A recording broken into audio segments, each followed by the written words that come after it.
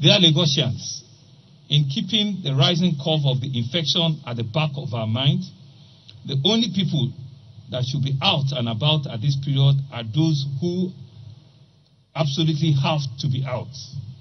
Everyone else, like we have said, should please stay at home. For those who have to go out, please ensure that you wear a mask and you maintain appropriate physical distancing.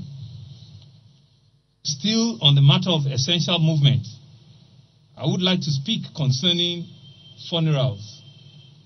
One of the outcomes of the lockdown is that many families and households have had to postpone funeral plans for their loved ones who have passed away before or during this period. As you might all be aware, many Christian denominations do not carry out funerals during the Lenten season.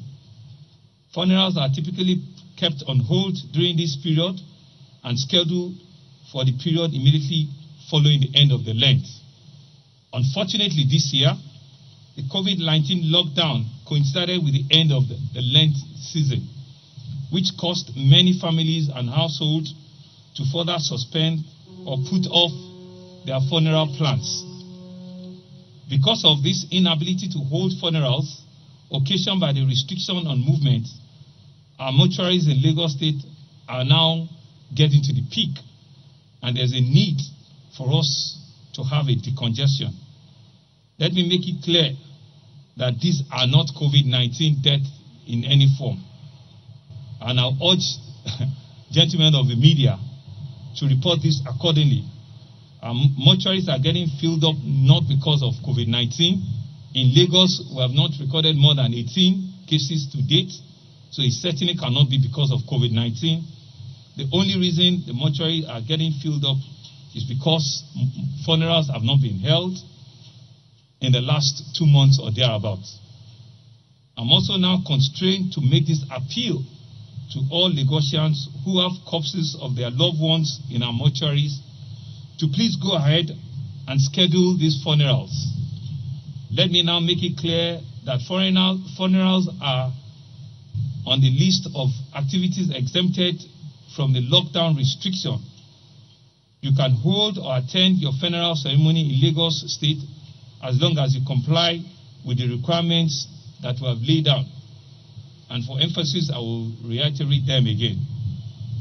That we do not have persons at any funeral, including the officiating religious leaders, not exceeding 20.